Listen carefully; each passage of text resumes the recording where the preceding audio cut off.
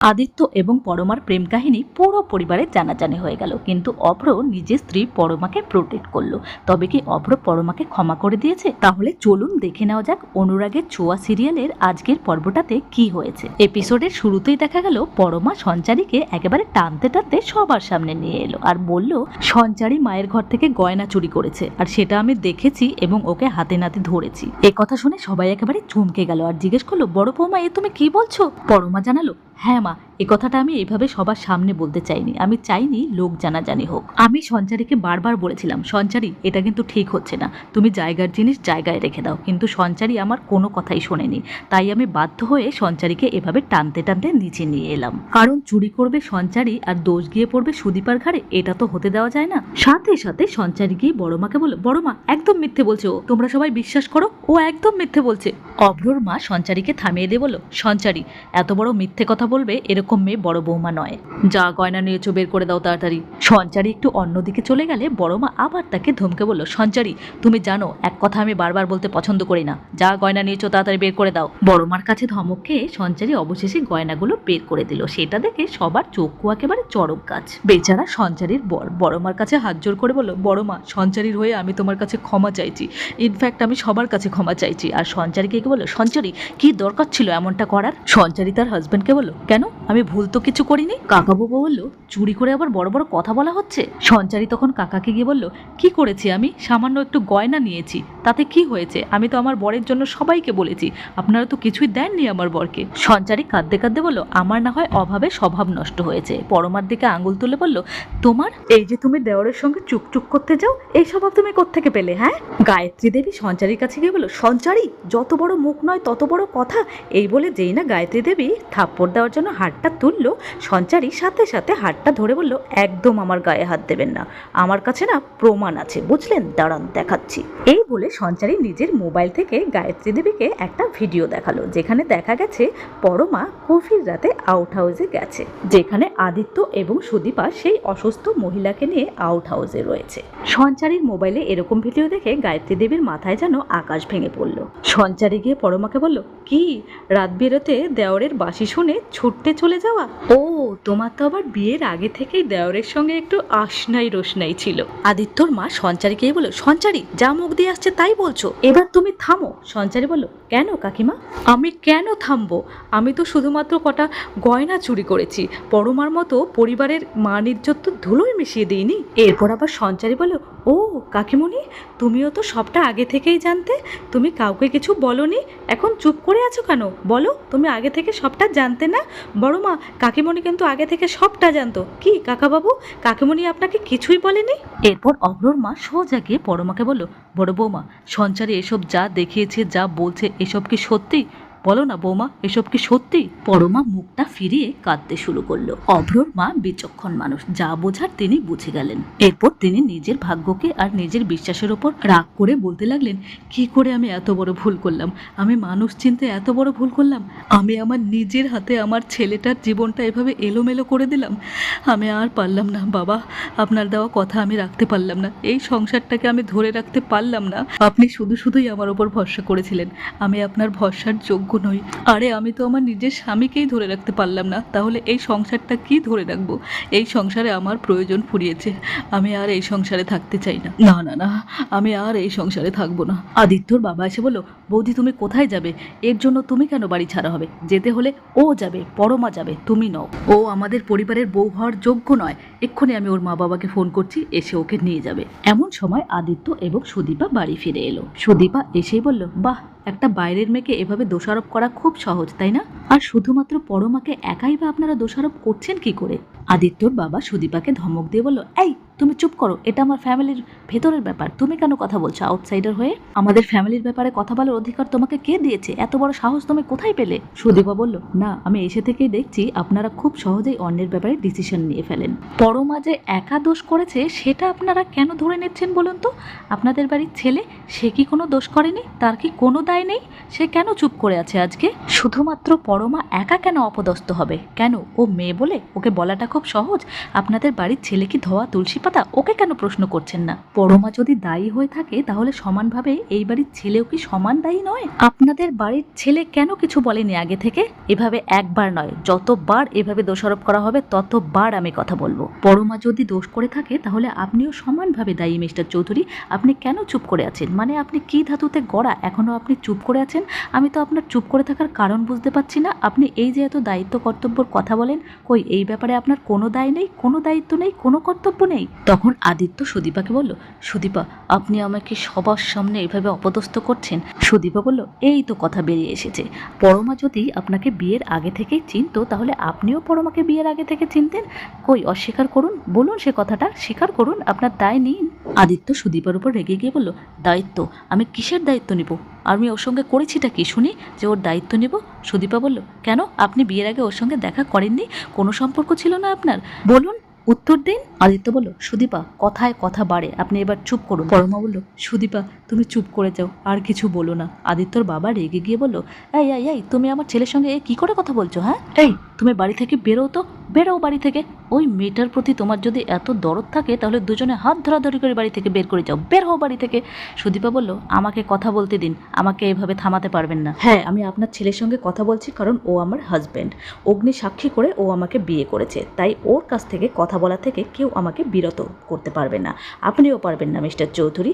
তখন আদিত্যর বাবা রেগে গিয়ে বলল, এই এই এই তুমি আমাকে মিস্টার চৌধুরী বলে ডাকছো? এত বড় তোমার আসপদ্ধা? সুদীপা বলল, হ্যাঁ আমি আপনাকে মিস্টার চৌধুরী বলছি কারণ বাবা বলে ডাকার অধিকার আপনি আমাকে দেননি। কুন্তলা বলল, বাবা বাবা বাবা, এদের তো দেখছি তলে তলে অনেক চোখ করতে তো কেউটুই বেরিয়ে গেল। যাই হোক, সবই আমার কাজে লাগবে। এরপর সুদীপা আরও বলল, আপনি আমাকে বাবা বলার অধিকার দেননি, তাই সেই অধিকার আমি জবরদস্তি নিচ্ছি না, কিন্তু আমার হাজবেন্ডের সঙ্গে কথা বলার অধিকার সেটা আমি জোর করেই ছিনিয়ে নিচ্ছি। আর আপনারা পরমাকে এভাবে একা অপরাধী করতে পারেন না। আদিত্য বলল, কেউ তো ওকে অপরাধী করছে না। হ্যাঁ মানছি, আমাদের মধ্যে একটা যোগাযোগ ছিল, ভালোবাসাও ছিল, কিন্তু সেটা তো একদমই অল্প দিনের। এরপর তো আমি নবীনপুরে চলে গেছিলাম, সেখানে গিয়ে আমার মোবাইলটাও খারাপ হয়ে গেছিলো। আমি যতক্ষণে ফিরে এসেছি ততক্ষণে দাদার গায়ে হলুদের বাটি আমার হাতে। আমি কি করে বলতাম সবাইকে দাদাও বিয়ের জন্য প্রস্তুত? পরমাকে প্রথম দেখাতেই দাদা ভালোবেসে ফেলেছিল, বাড়িতে সবাই বিয়ের প্রস্তুতি নিচ্ছিল, সবাই এক্সাইটেড ছিল। তখন আমি কি করে বলতাম এই সমস্ত কথাগুলো? আর তাছাড়া পরমা নিজেই তো এই বিয়ের জন্য রাজি হয়েছিল, সেখানে আমি কি করতে পারি? সবাইকে কিছু বলতে না পারায় যদি আমি অপরাধী হই তাহলে হ্যাঁ আমি অপরাধী। এরপর সুদীপা বলল, হ্যাঁ আপনাদের ছেলে কোনো কিছুই বলতে পারেনি কারণ বিয়েটা অনেক দূর এগিয়ে গেছিল। দাদাও বিয়ের জন্য প্রস্তুত ছিল, তাই উনি কিছু বলতে পারেননি। এই সমস্ত কথাবার্তা শুনে অসুস্থ রূপা বলে উঠল, এই তোরা সবাই মিলে মেয়েটাকে এমন বকছিস কেন রে? এরপর পরমার কাছে গিয়ে বলল, কাঁদে না মা, কাঁদে না, আমি না এদের সবাইকে বকে দেবো মা, তুমি কাঁদে না। এরপর সুদীপা আরও জানায়, সঞ্চারিদি যাই বলে থাকুক, ওই দিন পরমা কিন্তু মিস্টার চৌধুরীর সঙ্গে দেখা করতে যায়নি, ও কিন্তু গিয়েছিল গান শুনতে। রূপা বলল, হ্যাঁ হ্যাঁ হ্যাঁ, ও আমার গান শুনতে চেয়েছিল, আমার গান শুনতে গিয়েছিল। এই কথা শুনে কুন্তলা মনে মনে ভাবলো, এ কি, পরমা রূপার গান শুনতে গিয়েছিল? ব্যাপারটা কি? পরমার তো মা বাবা আছে। না না না না, হিসেবটা আমার কিছুতেই মিলছে না। এত কি আকর্ষণ রূপার গানের প্রতি যে পরমা ছুটে গেল সেই অর্ধেক রাতে। এরপর সুদীপা গিয়ে অভ্রকে বলল, দাদা তুমি কি এখনও চুপ করে থাকবে? তোমার স্ত্রী এভাবে অপদস্থ হচ্ছে, তুমি কি এখনও চুপ করে থাকবে দাদা? অভ্রর মা বলল, ও আর কি বলবে, ওর নিজের জীবনটা আমি আমার নিজের হাতে শেষ করে দিয়েছি। এমন একটা মেয়ের সঙ্গে বিয়ে দিয়ে ওর জীবনটা আমি বরবাদ করে দিয়েছি, ও কি বলবে? তখন অভ্র বলল, না মা, কিচ্ছু শেষ হয়ে যায়নি, তুমি কিচ্ছু ভুল কাজ করোনি। যে আমাদের বাড়ি থেকে গয়না চুরি করেছে, আমার স্ত্রীকে এইভাবে অপদস্থ করছে, অপবাদ দিচ্ছে, তার কোনো ভিত্তিই নেই। হ্যাঁ, পরমা কালকে আউট হাউসে গেছিল, কিন্তু সেখানে তো আমিও ছিলাম। পরমা গেছিল ওনার সঙ্গে দেখা করতে, ওনার গান শুনতে, আর সেই ঘরে তো আদিত্য ছিলই না। ভিডিওটা যে তুলেছে সে ইচ্ছে করে আমাকে বাদ দিয়েছে। এরপর অভ্র সঞ্চারীর কাছে গিয়ে বলল, কি সঞ্চারী, আমি ছিলাম তো, বলো আমি ছিলাম তো কালকে? পরমা অভ্রকে সরি বললে অভ্র বলল, তুমি কেন সরি বলছো? আমি তোমায় সরি বলেছি। এরপর পরমা চলে যেতে চাইলে অভ্র পরমার হাতটা ধরে ফেললো আর বলল, না তুমি যাবে না, এখানে চুপটি করে দাঁড়াও, এরপর তুমি একটা কথাও বলবে না, যা বলার আমি বলবো। এরপর আদিত্যর বাবা বলল, তার মানে অভ্র আদিত্য আর পরমার সম্পর্কের কথাটা আগে থেকে জানে, ও ইচ্ছে করেই আমাদের কিচ্ছু জানায়নি। অভ্র বলল, আমি তো সেটার প্রয়োজন মনে করি না, এই ব্যাপারটা তো একান্তই আমাদের পার্সোনাল, আমি কখনো ভাবিনি এভাবে সবার সামনে আমাকে এই সমস্ত কথাবার্তা বলতে হবে। আর পরমা তো আমার কাছ থেকে কোনো কিছু লুকোয়নি। বিয়ের দিন রাতেবেলায় পরমা আমাকে সব কিছু খুলে বলে। আমিই বরং পরমাকে বলেছিলাম এই সমস্ত কথাবার্তা কারোর সামনে না বলতে। পরমার এখানে কোনো দোষ নেই। আসলে এখানে দোষটা দেখতে গেলে কারোরই নেই, দোষটা হলো পরিস্থিতির। আমার একটু সময় লাগবে বলে আমি ওইভাবে বিয়ের কিছু নিয়মকানুন না সেরেই চলে গেছিলাম। এরপর আদিত্য গিয়ে বড়মার পায়ের কাছে গিয়ে বলল, বড়মা সব কিছু ভুলে যাও না, আমাদেরকে ক্ষমা করে দাও না, এখন থেকে আমরা সবাই ভালো করে থাকবো, প্লিজ আমাদের সবাইকে ক্ষমা করে দাও। কালী পুজো আসছে, বাড়িতে একটা কালী পুজো হোক না, সব ভুলে করি না কালী পুজোটা, মজা করে থাকি, আমরা সবাই ভালো করে থাকবো, তোমায় আমি কথা দিচ্ছি। বড়মা তোমার না অনেক গয়না, তুমি দিয়ে দাও না একটা সঞ্চারী বৌদিকে তোমার গয়না, প্লিজ বড়মা সব কিছু ভুলে ক্ষমা করে দাও না আমাদেরকে, আমার আর এসব ভালো লাগছে না বড়মা, আমি নিতে পারছি না। এর মধ্যে কুন্তলা বলে উঠলো, মা সব কিছু মেনে নিন, ছেড়ে দিন, ভুলে যান সব কিছু, আবার সবাই একসঙ্গে থাকুন। আদিত্যর কথা শুনে বড়মা রাজি হয়ে গিয়ে নিজের গয়নাটা সঞ্চারীকে দিয়ে বলল, সঞ্চারী এটা ধরো, এটা তোমার। সঞ্চারী একেবারে খুশি হয়ে খপাস করে গয়নাটা ধরে নিল। এরপর আদিত্য রূপার ব্যাপারে জানালো, এই মহিলা যতদিন সুস্থ না হন উনি আমাদের কাছেই থাকবেন, আমাদের বাড়িতেই থাকবেন, এই নিয়ে কেউ কোনো কথা বলবেন না প্লিজ। কুন্তলা বলল, ঠিক আছে তাহলে তোমরা সবাই একসঙ্গেই থাকো। আদিত্যর মা গিয়ে নিজের বড়জাকে বলল, দিদি তুমি কোথায় চললে?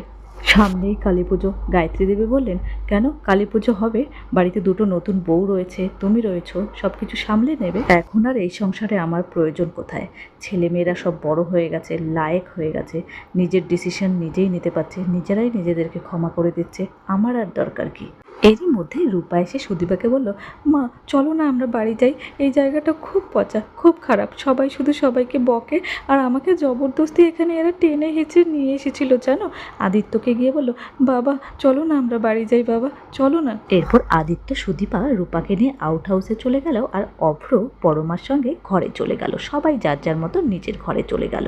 এরপর আদিত্যর বাবা প্রচণ্ড উত্তেজিত হয়ে কুন্তলাকে কিছু বলতে আসবে এমন সময় কুন্তলা ইশারা দিয়ে সঞ্চারীকে দেখালো। আদিত্যর বাবা সঞ্চারীর কাছে গিয়ে বলল, যে গয়নাটা তুমি চেয়েছিলে, চুরি করতে চেয়েছিলে, সেটা তো তুমি পেয়ে গেছো, এখন দাঁড়িয়ে কেন আছো, যাও ঘরে, নিজের ঘরে যাও। এই বলে সঞ্চারীকে সেখান থেকে ঘরে পাঠিয়ে দিল। এরপর আদিত্যের বাবা উদ্বিগ্ন হয়ে কুন্তলাকে বলল, মা সুদীপা তো সমস্তটা ঘেঁটে দিয়েছে, সব কিছু শেষ করে দিয়েছে। কুন্তলা বলল, কেন অংশু, তোমাকে আমি আগেই বলেছিলাম না, সুদীপা তো এসেছেই এই চৌধুরী বংশের ক্ষতি করতে, সর্বনাশ নিয়ে এসেছে, এর ব্যবস্থা তোমাকেই করতে হবে, সেটা আমি তোমাকে বলেছিলাম না? তখন অংশু বলল, তাহলে আমি কি করব, নিজের হাতে গিয়ে ওকে মেরে আসবো? কুন্তলা বলল, না না না না বাবা, সেটা কেন হবে, ঠিক আছে ওকে নিয়ে তুমি আর চিন্তা করো না, তোমার কোনো ভাবনা নেই ওকে নিয়ে, যা করার আমিই করব, কিন্তু সোজা পথে কাজটা যদি না হয় তাহলে একটা বাঁকা পথ অবলম্বন করতে হবে, বুঝলে? এই ব্যাপারে তুমি কি আমাকে সাহায্য করবে? অংশু সাথে সাথে বলল, হ্যাঁ হ্যাঁ মা, আপনি যা বলবেন আমি তাই করব। তখন কুন্তলা বলল, এই সমস্ত কথাবার্তা এই বাড়িতে বলাটা ঠিক হচ্ছে না, তুমি আমার জায়গাটা জানো, সেখানে চলে এসো, তারপর বিস্তারিত আলোচনা করা যাবে। এই বলে কুন্তলা নিজের ব্যাগটা কাঁধে নিতে নিতে ভাবলো, অংশু তুমি তো আছো তোমার তালে, তাই না? ঠিক আছে, তোমাকে দিয়েই আমি আপাতত আমার কাজটা করিয়ে নেব। কিন্তু ইস, রূপাটা আজকে একটুর জন্য ফসকে গেল, একদম অল্পের জন্য ফসকে গেল, কিন্তু এদেরকে একসঙ্গে থাকতে দেওয়া যাবে না, এরা সেনগুপ্ত বাড়ির রক্তবীজ, এদেরকে একত্রে রাখা যাবে না। এই রূপাকে আর সুদীপাকে এই চৌধুরী বাড়ি থেকে আলাদা করতে হবে, আর সেটা আমি যেভাবেই হোক করব। সেনগুপ্ত বাড়ির কাউকে আমি রাখবো না, এবার তো আমি এদেরকে একেবারে ধরে ধরে মূল থেকে উৎপাটন করব। তো বন্ধুরা, এই ছিল আজকের অনুরাগের ছোঁয়া সিরিয়ালের পর্ব। আজকের পর্বটা তোমাদের কেমন লাগলো কমেন্ট করে জানিও। আমার ভিডিওটাতে লাইক করো, চ্যানেলটাকে সাবস্ক্রাইব করো, আর পরবর্তী আপডেট পেতে হলে আমার চ্যানেলে চোখ রেখো। ধন্যবাদ।